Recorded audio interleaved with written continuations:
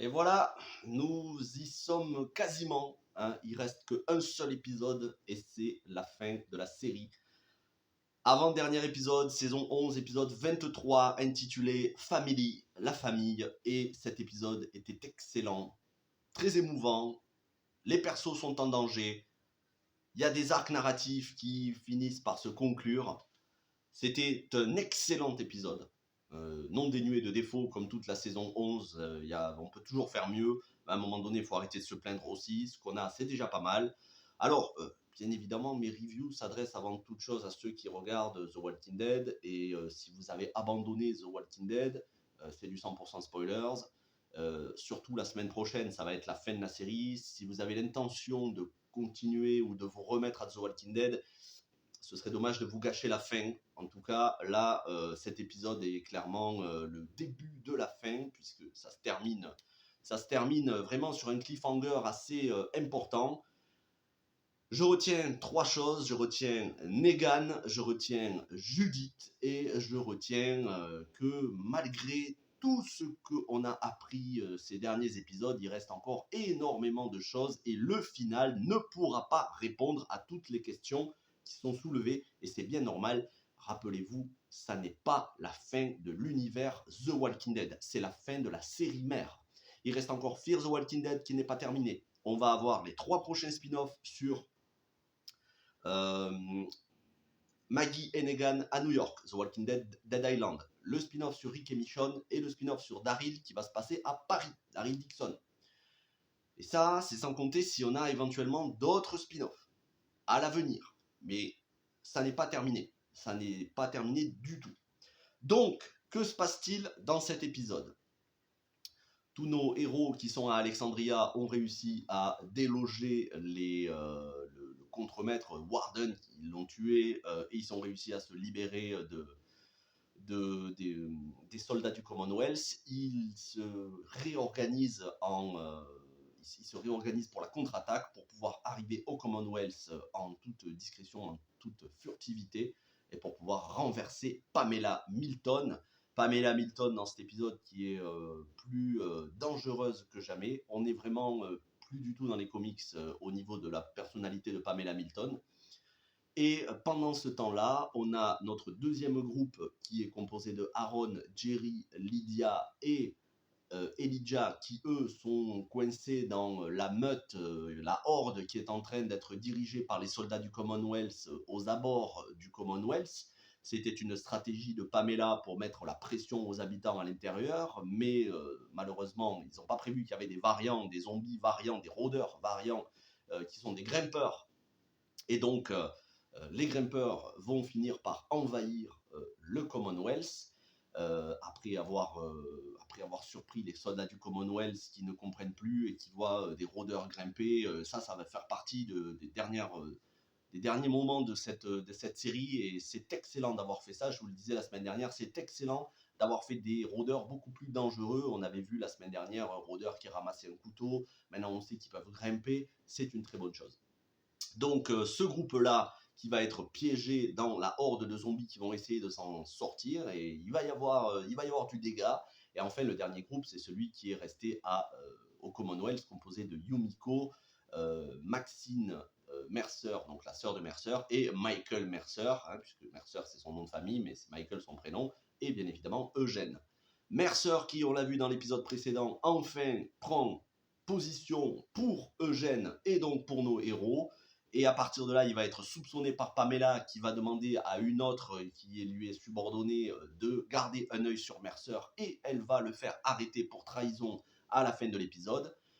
D'ailleurs, elle commence vraiment, Pamela, à être poussée dans ses retranchements, à avoir de moins en moins d'options, parce que même le personnage, la subordonnée de Mercer, à qui elle demande de garder un œil sur Mercer, à la fin, va lui dire « Mais écoutez, il faut qu'on sauve les habitants, là, il y a la horde qui vient de rentrer. » Et elle lui dit « Non, non, les habitants, on n'en a plus rien à faire. Là, on va sauver uniquement les riches dans les quartiers riches. » Donc, Pamela est en train de se mettre tout le monde à dos, même les gens, les derniers soutiens qu'elle a.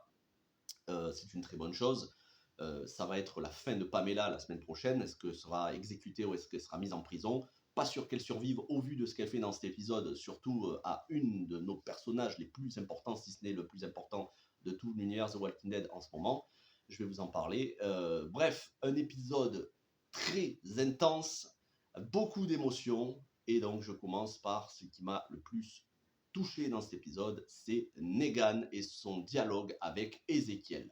Dans l'épisode précédent, Ezekiel s'était interposé entre les soldats qui avaient pour ordre d'exécuter Negan, Negan qui s'était livré, qui s'était sacrifié pour tout le monde. Ezekiel s'était interposé sauvant la vie de Negan et de Annie, la femme de Negan, avec leur enfant à venir, et tous les autres de Alexandria se sont interposés aussi.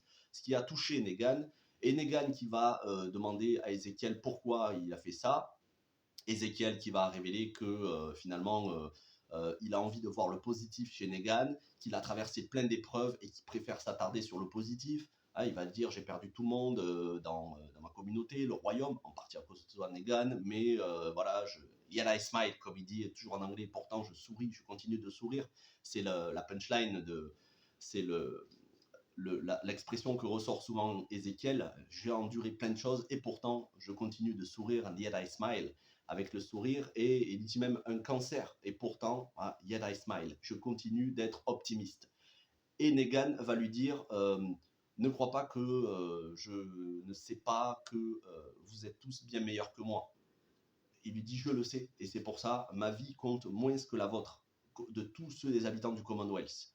Et quelques instants avant ça, il avait dit à Maggie, bon allez, c'est quoi la stratégie, qu'est-ce qu'on va faire toi et moi, il faut qu'on aille tuer Pamela Milton. Et Maggie lui a dit, mais il n'y a pas de nous.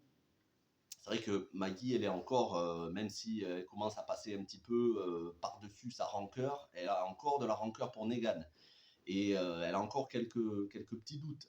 Mais ce qu'on voit, ce qu'on s'aperçoit, c'est qu'elle entend, et Negan et Ezekiel ne le savent pas, mais elle entend la conversation entre les deux, et elle entend Negan dire je sais que vous êtes tous meilleurs que moi, ma vie compte moins que la vôtre, je ne l'ai pas fait pour me sentir redevable, je l'ai fait, c'est-à-dire j'ai essayé de me sacrifier pour vous, parce que je voulais faire quelque chose de bien, de manière désintéressée, quelque chose dont je sois fier avant de mourir, et quelque chose pour lequel on se souvienne en moi comme quelqu'un de bien. Et Maggie entend ça. Et ça, c'est important parce que ça va nous permettre de comprendre pourquoi il y a le spin-off Maggie-Negan, parce qu'au vu de ce qu'on a vu dans cette saison, on pouvait se dire, attends, mais comment ils vont partir tous les deux ensemble à New York, faire équipe, alors qu'il y a une énorme tension entre les deux. Mais là, on sent que Maggie prend conscience que Negan a véritablement changé et que maintenant Negan c'est quelqu'un de bien. C'est plus quelqu'un de gris où on ne sait pas vraiment les intentions, un peu malin sur les bords. Non, c'est quelqu'un qui est devenu profondément bien, qui a changé de personnalité, même si parfois poussé dans ses retranchements, il peut être capable de prendre une pierre pour vouloir éclater la tête de Warden comme dans l'épisode précédent. Sauf que Rosita l'avait arrêté à temps, et c'est Rosita qui a fait encore pire en faisant bouffer vivant le Warden, là, le contremaître. Mais voilà, malgré parfois un sentiment un peu impulsif, on sent qu'il a profondément changé en bien. Et ça, c'est une excellente chose, parce que le développement que Negan a eu arrive à son terme.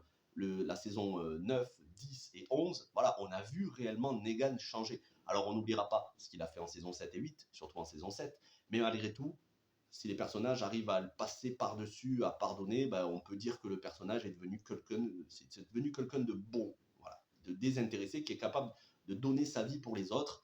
Donc ça, c'est un excellent développement de personnage, même si ça n'a pas été parfait, surtout durant la saison 10, ça a été un peu long chez les chuchoteurs. Malgré tout, un très bon développement de Negan, qui enfin est un perso que tout le monde accepte dans la communauté. C'est un des leurs. Et on ne le verra probablement pas la semaine prochaine, mais j'aimerais que l'on voit, une fois que l'univers The Walking Dead se terminera, j'aimerais vraiment que l'on voit Rick rencontrer à nouveau Negan, le nouveau Negan, le Negan qui est devenu quelqu'un de bien, et que Negan soit reconnaissant à Rick au final de l'avoir emprisonné plutôt que de l'avoir tué à la fin de la saison 8. Ben, ça prouverait que Rick, voilà, c'était quelqu'un de bon, de juste, parce que c'est parce que Rick a épargné Negan que Negan a pu montrer qu'il était quelqu'un de bien au fond. Et voilà, ça, c'est ce que je rêverais pour la fin de l'univers The Walking Dead. Je pense pas que ça va arriver la semaine prochaine parce qu'il y a encore beaucoup trop de choses qui vont se passer la semaine prochaine. Et je pense pas, je peux me tromper, mais je pense pas qu'on va voir Rick arriver après ou alors dans les toutes dernières secondes. Mais j'aimerais bien que, avant que se termine cet univers totalement, donc c'est pas pour tout de suite, hein, c'est pour quelques années, j'aimerais bien qu'on ait une rencontre Rick Negan, un face-à-face où les deux soient en paix l'un avec l'autre. En tout cas, ça c'est ce que je rêve depuis la fin de la saison 8, début de la saison 9. Pour ce qui est de Judith qui plus que jamais est la digne fille de son père et de sa mère. Alors on rappelle que c'est le père adoptif, Rick n'est pas le vrai père, c'est Shane, et que la vraie mère c'est pas Michonne mais Laurie. D'ailleurs elle le dit, je n'ai jamais connu ma vraie mère, mais ma maman Michonne m'a appris. Mais c'est clairement l'héritière à la fois de Rick, de Shane dans ce qu'ils avaient de meilleur, mais aussi de Michonne et de Laurie dans ce qu'ils avaient de meilleur. C'est le personnage central de l'univers The Walking Dead. On l'a vu naître, on l'a vu grandir, on a vu son frère Carl, qui dans les comics est l'élément central, on l'a vu mourir, on a vu Judith prendre la place, l'héritage familial. Elle est l'héritage de Rick Grimes, même si Rick n'est pas mort, loin de là, mais c'est le perso autour de qui gravite toute la série. Et c'est pour ça que elle est très importante dans la psychologie de Daryl, qui la considère comme sa propre fille. Ça, c'est clair. Daryl est très doux au contact de Judith. Il est très sage, très réfléchi. Il l'écoute et surtout, il prend en compte ce qu'elle dit comme une adulte. Parce que les événements font qu'elle a une maturité d'adulte tout en ayant gardé sa douceur d'enfant. Et bon, il faut dire que Kelly Fleming, l'actrice qui joue Judith, est exceptionnelle. Depuis le tout début où on l'a vue en saison 9, elle est exceptionnelle. Elle joue de manière très touchante, vraiment rien à redire sur cette jeune actrice qui, je pense, si elle gère bien sa carrière, peut avoir des rôles, en tout cas marquera. Elle est très précoce en termes de talent et ça peut être un jour une actrice qui ait des Oscars, en tout cas si elle gère bien sa carrière. Et quand on sait qu'elle était apparue en 2015 dans Le Réveil de la Force, Star Wars épisode 7, quand on voit l'évolution qu'elle a eue depuis avec le personnage de Judith, elle est passée par tous les stades d'émotion et de développement. Donc Judith, qui est le perso le plus sage, que les adultes écoutent, et c'est sur ses conseils qu'ils vont la mener avec eux au Commonwealth. Et Judith au Commonwealth, parce que Pamela Milton n'est pas dupe du jeu de Mercer qui communique avec Princess par radio. Princess qui est dans le groupe de nos héros à Alexandria et qui est en route vers le Commonwealth. Mercer communique avec elle par radio pour lui dire voilà où est-ce qu'il faut passer pour venir s'infiltrer.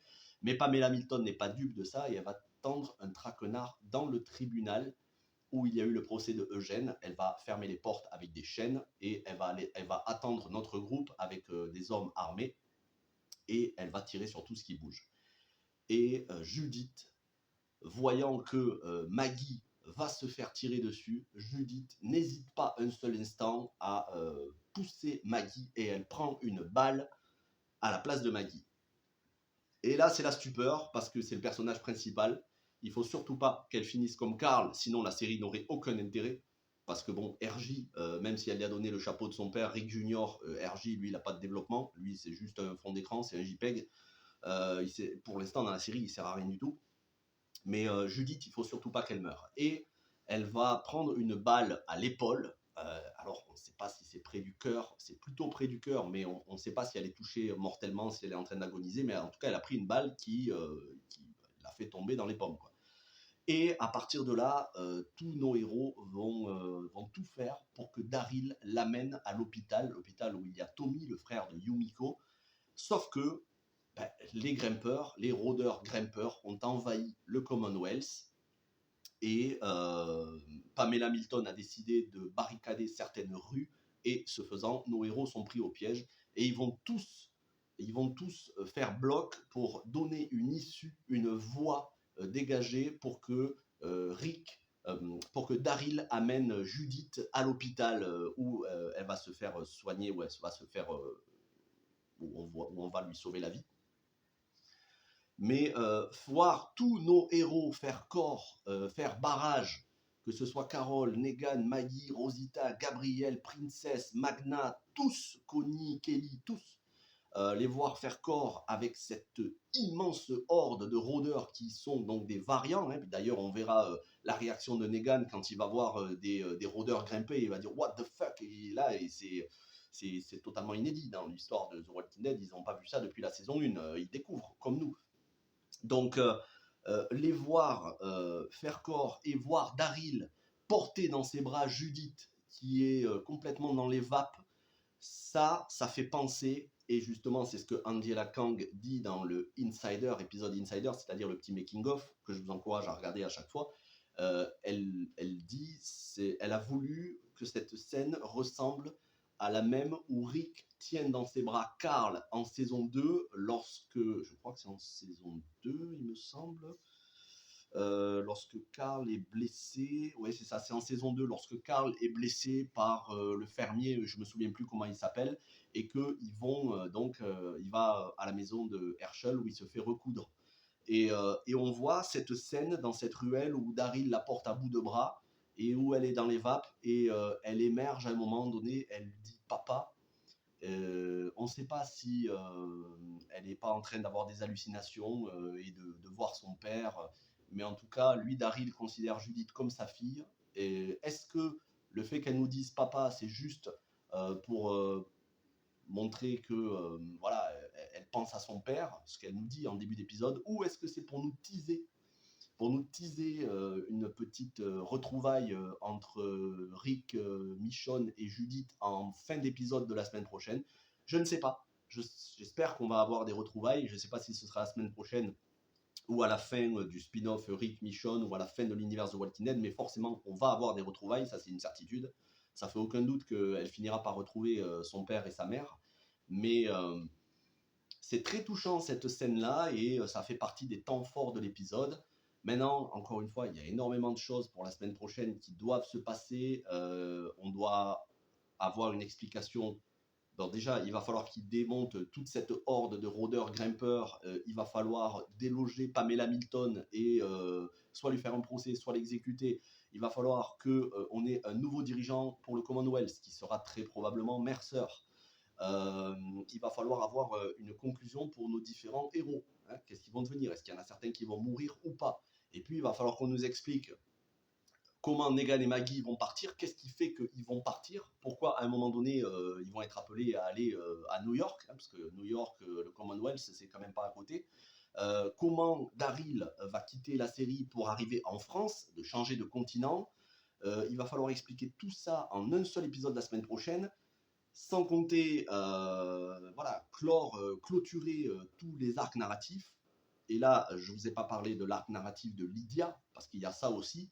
Lydia, ils vont se retrouver avec Aaron, Jerry, à rentrer dans une caravane sur le bord du chemin de la Horde, et Elijah, alors il y a aussi Luke et sa copine qui, eux, vont continuer leur chemin et vont retrouver nos héros dans le Commonwealth. Donc eux, il n'y a pas besoin de s'inquiéter. Mais Elijah est emporté sans être dévoré, mais il est emporté, il est obligé de suivre la horde. Sinon, les zombies, ils se mettent à le bouffer. Et elle essaye de l'attraper, et là, elle se fait mordre.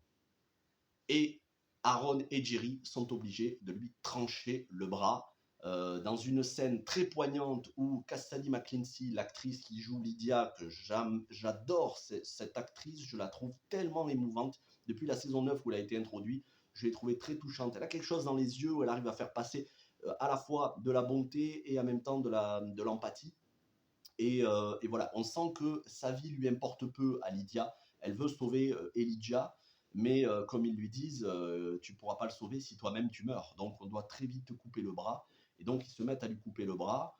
Et Jerry va rassurer Lydia en lui disant, je vais aller à la rescousse de Elijah. Est-ce que Jerry va faire partie des morts? Est-ce qu'en voulant sauver Elijah de la Horde, il va se faire bouffer? J'espère pas, parce que Jerry, c'est vraiment un perso qui feel good dans la série. C'est lui qui apporte toujours de la bonne humeur et toujours positif. En tout cas, voilà, on a quand même une Lydia qui perd un bras, même si c'est pas la vie, c'est quand même pas rien. Donc j'imagine qu'on va avoir un time jump d'ici la fin de l'univers de Walking Dead, où voilà, elle va grandir, elle va devenir une adulte. Elle l'est déjà, mais elle va devenir encore plus une adulte. Et l'amitié qu'elle a avec Aaron et maintenant le fait que chacun il leur manque un bras va les rapprocher et lui c'est vraiment un père de substitution pour elle parce qu'il lui dit on t'aime beaucoup, voilà, n'oublie pas à quel point on t'aime. Donc c'est très très bien. Lydia a un excellent développement, même si durant la saison 9 et 10 ça a été un petit peu trop tiré en longueur l'intrigue des chuchoteurs. Mais elle en bave et c'est une très très bonne chose parce que ça correspond un peu à la Lydia des comics. Donc encore une fois, un bon développement de personnages. Tous nos personnages ne s'en sortent pas indemnes. Alors on se dit peut-être que ça aurait pu arriver avant, qu'elle perde un bras plutôt qu'à l'avant-dernier épisode. Mais bon, ça sert à rien de se plaindre de ce qu'on n'a pas eu. De toute façon, ce qu'on n'a pas eu, on ne l'aura pas. Autant se concentrer sur ce qu'on a. Et donc voilà, c'est un épisode très touchant où on sent que nos héros sont réellement en danger. Et du coup, mis à part les personnages qui vont partir dans les spin-offs, Maggie, Negan, Daryl et Rick et Michonne qui sont déjà partis, ben pour tous les autres, on ne sait pas ce qui va leur arriver. Hein. Ils sont potentiellement tous en danger, mis à part ceux que je viens de vous citer. Mais en toute logique, Judith ne devrait pas mourir, sinon la série n'a plus aucun intérêt. Ça n'a plus aucun intérêt de faire un spin-off sur Rick et Michonne pour que finalement ils reviennent retrouver tous les anciens si Judith est morte. Ça n'aurait aucun intérêt, surtout que RJ n'a pas été développé. RJ, c'est vraiment le perso qui sert à rien du tout. Je sais même pas pourquoi ils l'ont mis dans la série, mais bon, soit, admettons, pourquoi pas. J'ai vraiment beaucoup aimé cet épisode, mais on sent que ces 8 derniers épisodes sont centrés sur la nostalgie et l'émotion, plus encore que sur la cohérence et apporter toutes les réponses. Gardez en tête que la semaine prochaine, même si c'est le final de la série, ça n'est pas le final de l'univers The Walking Dead, ça n'est le final que d'une série sur les nombreuses séries que forme l'univers The Walking Dead. Et moi, je suis très content au final parce que tant qu'on a du The Walking Dead, moi ça me va. J'adore le post-apocalyptique et j'adore cet univers. J'ai grandi avec, je l'ai découvert au tout début. Donc j'espère qu'on en a encore quand même pour quelques années. Puis bon, pour ceux qui n'aiment pas, tant pis pour vous. Hein, je veux dire, il n'y a pas de problème. Hein, vous avez le droit de ne pas apprécier. Mais c'est vrai que les gens qui critiquent sans cesse la qualité en disant c'est nul, bon, à partir du moment où vous n'avez pas regardé, vous n'avez pas de crédibilité pour dire que c'est nul. Si vous voulez dire que c'est nul, regardez la série avant de dire c'est nul. Voilà. La série n'est pas parfaite, elle a des gros défauts, notamment de la saison 7 à la saison 10. Et même en début de saison 11, ils ont traîné en longueur avec l'arc des Reapers. Mais malgré tout, ça nous réserve quand même beaucoup de moments d'émotion, des personnages qui sont très attachants et un monde post-apocalyptique, malgré le manque de budget. Si j'avais vraiment une seule critique à faire, c'est le manque de budget. Malgré le manque de budget, ça reste quand même un univers post-apocalyptique crédible. Donc, moi, je vous encourage, ceux qui ont arrêté The Walking Dead, à reprendre et ceux qui continuent à regarder The Walking Dead, de toute façon, si vous continuez à regarder The Walking Dead, c'est que vous l'appréciez un minimum. Je ne vois pas trop l'intérêt de continuer à regarder The Walking Dead juste pour dire chaque semaine c'est nul. Je pense que si vous regardez The Walking Dead, c'est parce que vous appréciez la série. Nous sommes les derniers irréductibles qui continuons de donner de l'audience et de la visibilité à cette série. Donc je vois pas l'intérêt maintenant en fin de série de continuer l'univers Walking Dead en disant c'est nul, mais je vais continuer à regarder. Si c'est vraiment nul à vos yeux, fallait s'arrêter déjà depuis un moment. Donc moi je vais continuer et je vais continuer jusqu'au bout, jusqu'à ce qu'on n'ait plus du tout de série The Walking Dead. Et si c'est dans 2, 3, 4, 5 ans, eh ben, écoutez, pas de problème. Moi je continuerai, je suis un fanboy The Walking Dead totalement assumé et je suis très content de ce qu'on nous donne, même si j'ai des choses à redire bien évidemment. En tout cas, on se retrouve la semaine prochaine pour le dernier épisode, la conclusion de cette série. Et puis après ça, vous inquiétez pas, on en parlera encore de tous les spin-offs à venir. Je vous ferai une petite vidéo récapitulative de ce qui est en train d'être tourné comme spin-off, puisque les tournages sont déjà en cours. On va se régaler. Merci à toutes et à tous. Passez une bonne semaine, portez-vous bien et ciao tout le monde.